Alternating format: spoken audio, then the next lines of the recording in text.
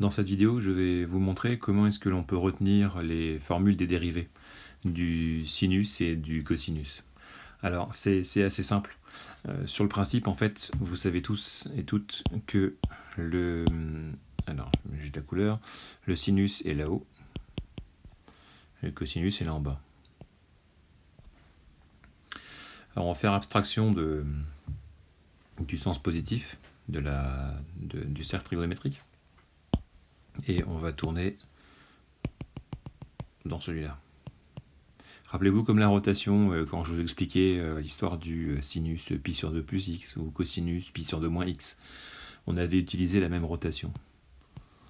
Alors je mets rotation à côté, histoire de ne pas mélanger évidemment avec le sens positif du cercle trigonométrique. Alors, on va parler dérivée.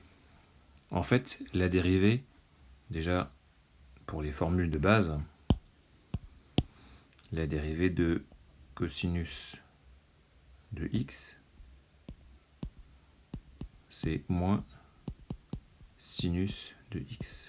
Et bien, comment on se souvient de ça?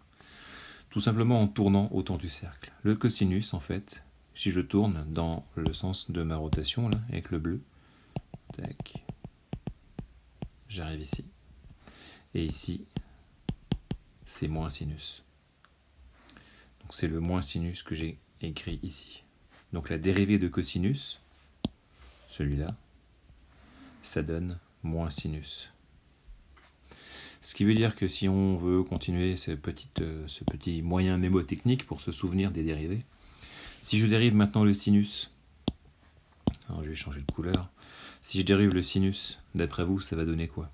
Et bien si je continue à tourner, dans le sens de ma rotation, pardon, hop, je vais reprendre mon petit stylo, si je continue à tourner, dans le sens de ma rotation, j'obtiens mon cosinus. Ce qui veut dire que la formule, c'est la dérivée, j'ai oublié le petit symbole de la dérivée, pardon, la dérivée de sinus de x, c'est cosinus de x. On continue le petit jeu. Imaginons qu'on parte, cette fois-ci, alors je vais changer, je vais prendre du vert fluo, de moins sinus.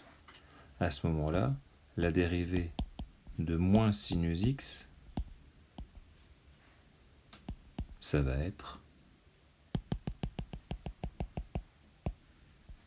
moins cosinus x.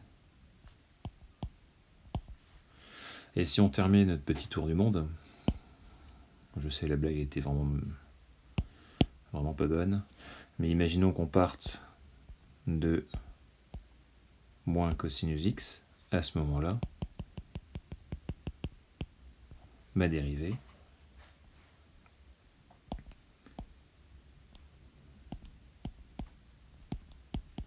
ça va être sinus de x. Voilà un petit moyen mémotechnique pour se souvenir surtout de lorsque l'on change ou pas de signe. Donc la dérivée de cos, c'est moins sin, moins cos, sin, cos. Et là, on a